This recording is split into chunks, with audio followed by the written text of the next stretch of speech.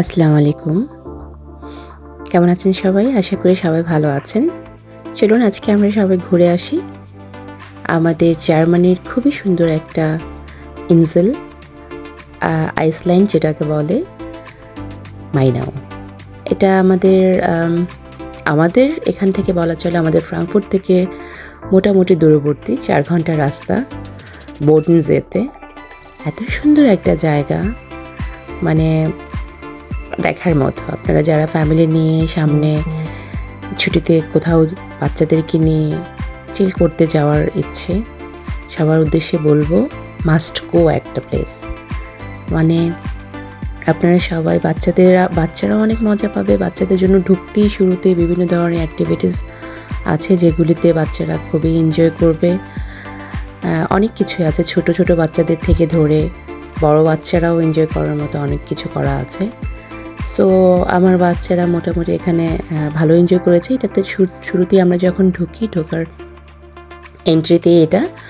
আরেকটা কথা যেটা হচ্ছে আমাদের, যদি আমি এন্ট্রি দেখাইনি, আমার ওভাবে প্রিপারেশন ছিল না যে আমি এটা দিয়ে একটা ব্লগ করব। সো এন্ট্রির ব্যাপারটা যেটা ছিল, আমি অনলাইনে টিকিট করা ছিল, তাই আমার কোনো লাইনে দাঁড়াতে হয়নি, আর ঢুকতেও আমার কোনো সময় নষ্ট হয়নি। ডিরেক্ট আমরা কিউআর কোড দিয়ে ঢুকে গিয়েছি। আর হচ্ছে বড়দের শুধু পে করতে হয়, যারা 12 বছরের নিচে যে বাচ্চারা আছে তাদের জন্য কোনো এন্ট্রি ফি নেই। আর যারা কার নিয়ে যাবেন তাদের জন্য তো বেস্ট হচ্ছে যে শুধু সারাদিনের জন্য 5 ইউরো দিয়ে আপনি গাড়ি রেখে রাত্র 12টা পর্যন্ত রাখতে পারবেন। আমাদের বাটারফ্লাই হাউস, তো এই তো বাটারফ্লাইগুলি এত সুন্দর করে মানে উড়াউড়ি করছিল উপর দিয়ে, আমাদের গায়ে এসে বসছিল, আমাদের ব্যাগের উপর বসছিল, জ্যাকেটে বসছিল। তো বাচ্চারাও খুব মজা পাচ্ছিল, আমাদেরও দেখে খুব ভালো লাগছিল যে এত প্রজাতির, এখানে প্রায় 100-র উপরের প্রজাতির যত ধরনের, সারা ওয়ার্ল্ডে যত ধরনের বাটারফ্লাই আছে সব মোটামুটি ওরা কালেক্ট করেছে এখানে। এই তো তারপর বাটারফ্লাই হাউস থেকে বের হওয়ার পর চলে গেলাম আমাদের শ্লস প্যালাস্ট যেটাকে বলে। তো ওটার পাশে প্যালাস্ট গার্ডেনটা খুবই সুন্দর ছিল। এখানে সুন্দর একটা ফ্লাওয়ার কুইনও ছিল যেটার মধ্যে সবাই ফটো সেশন করলাম।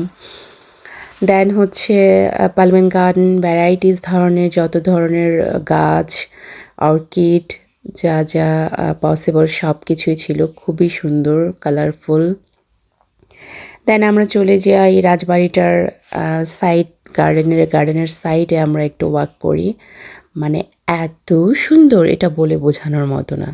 মানে একমাত্র ওই জায়গাটায় গেলে মনে হয় যে ফিরে আসতে ইচ্ছে করে না। আর আমরা ভাবছিলাম কি যে ঠিক আছে এখানেই হয়তো এখানেই শেষ হয়ে যাবে, তারপর আর মানে হয়তো সামনে নেমে চলে যাব, আর তেমন কিছু দেখার নেই। কিন্তু মানে যতই আমরা আগাচ্ছি, যতই সামনের দিকে যাচ্ছি, ততই মনে হচ্ছে যে আল্লাহ এ কি, এতক্ষণ এখানে কেন আসিনি। এ দেখে আরও বেশি সুন্দর, এটা দেখি সুন্দরের উপরেও সুন্দর। আর এটাই ছিল আমাদের মেন আকর্ষণ, আমাদের মাইনাও এঞ্জেলের এটা বেস্ট একটা আকর্ষণ। এটা উপরের রাজবাড়ি থেকে নিচে পর্যন্ত সিঁড়ি দেয়া এই ফুল গার্ডেন করা। সো মানে আমরা উপর থেকে সিঁড়ি দিয়ে তারপর নিচে এসেছি। রাউন্ড দিয়েও আসা যায়, হেঁটেও আসা যায়, যারাদের বাচ্চাদের জন্য প্যারাম আছে তাদের জন্য আলাদা ওয়ে আছে হেঁটে আসার জন্য। আর আমার বাচ্চারা মোটামুটি বড়, আমরা সিঁড়ি দিয়ে নেমে চলে এসেছি। আর নিচে নামলেই এত সুন্দর একটা অভূতপূর্ব একটা সিন বোডেনজের। তো এখানে মুগ্ধ হয়ে বসে কিছুক্ষণ প্রাণ ভরে নিঃশ্বাস নেওয়াটা খুব জরুরি ছিল, খুবই জরুরি ছিল প্রতিটা মানুষের জন্য। আমাদের দৈনন্দিন জীবনের এত স্ট্রেস, কাজ, সংসার সব কিছুর মধ্যে আমরা যখন একটু বাইরে বের হই, তখন আমাদের সবারই উচিত যে নিজের জন্য একটু করে হলেও সময় বের করে নেওয়া, একটু প্রশান্তি ভরা একটু নিঃশ্বাস ফেলা। আর এটাই মনে হয় যে আমাদের বেঁচে থাকার, আমাদের সামনের আরও দিনগুলি একটু সহজ করে দেওয়ার জন্য খুবই সাহায্য করে এই ছোটোখাটো একটু নিজেকে সময় দেওয়া, প্রকৃতিকে উপভোগ করা। আর প্রকৃতির সৌন্দর্য তো এমন জিনিস, সেটা দেখলে মানুষের মন এমনিই ভালো হয়ে যায়। তারপর সেই গার্ডেন থেকে আমরা একটু সামনের দিকে আগালাম, ভাবলাম এই বুঝি শেষ, ওখানেই মনে হয় শেষ ছিল। তারপরে সামনে এসে দেখে আরও সর্বনাশ, আল্লাহ কী অবস্থা। এত সুন্দর, এত সুন্দর, এখানে পুরো ফিল্ড ভরা শুধু ফুল আর ফুল। কিন্তু আমরা সারাদিন হাঁটতে হাঁটতে এতটাই ক্লান্ত হয়ে গেছিলাম যে আমাদের পা আর কুলাচ্ছিল না। সো আমরা আর পরে বেশিক্ষণ হাঁটতে আর সামনের দিকে এগোইনি। এখানেই কিছুক্ষণ আমরা বসে প্রকৃতির সৌন্দর্য উপভোগ করলাম, বাচ্চারাও বসলো দেখলো। তারপর আমরা আস্তে আস্তে সামনের দিকে আগানোর চেষ্টা করলাম। নিচে গেলে আরও অনেক ছিল। আমি সবাইকে বলবো যে কেউ যদি আপনাদের নেক্সট প্ল্যান থাকে ওখানে, তাহলে সারাদিনের সময় নিয়ে যাবেন। যদি ফ্রেন্ড সার্কেল সাথে থাকে, ফ্রেন্ড সার্কেলকে নিয়ে সাথে যাবেন। তাহলে কি সারাটা দিন সুন্দরভাবে স্পেন্ড করা যাবে, একটু বসে একটু রেস্ট নিয়ে। তারপরে আবার হাঁটা হলো। খুব বড় তো, একটা দ্বীপ তো আর ছোটো জিনিস না।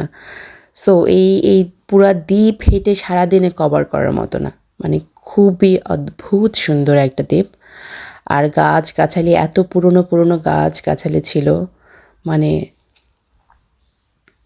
এটা অ্যামেজিং, মানে না গিয়ে বোঝা যাবে না। যারা আপনারা গিয়েছেন তারা তো আপনারা অবশ্যই জানেন যে ওই দ্বীপটা কেমন লেগেছে সবার। আর যারা এখনও যাননি তাদেরকে বলবো, ফ্রাঙ্কফুর্ট থেকে মাত্র 4 ঘন্টা ডিস্টেন্স, চলে যান। যদি আপনারা ওখানে রাত্রেবেলা থাকতে চান, ওর আশেপাশে হোটেল, খুবই সুন্দর সুন্দর হোটেল আছে। আমরা যে হোটেলে ছিলাম দ্য বেস্ট একটা হোটেল ছিল, রেকমেন্ড করার মতো হোটেল।